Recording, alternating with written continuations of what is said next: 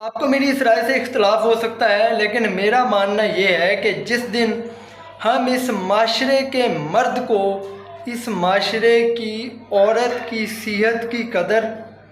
اس کی زندگی کی قدر اور اس کے وجود کی اہمیت سمجھانے میں کامیاب ہو گئے، یا جس دن اس معاشرے کے مرد نے عورت کی اہمیت، اس کی صحت کی اہمیت کا ادراک کر لیا اور اسے قبول کر لیا، تو اس دن سے اس معاشرے کی عورت پروڈکشن فیکٹری کے طور پہ استعمال ہونا بند ہو جائے گی۔ اس دن سے دوران ڈیلیوری خواتین کی جو اموات کی شرح ہے وہ کم ہو جائے گی۔ اس دن سے ڈاؤن سنڈروم اور اپاہج بچوں کے پیدا ہونے کی جو ریشو ہے وہ کم ہو جائے گی۔ اس دن سے اینیمیا کا شکار پیدا ہوتے بچے ہی جو فوت ہو جاتے ہیں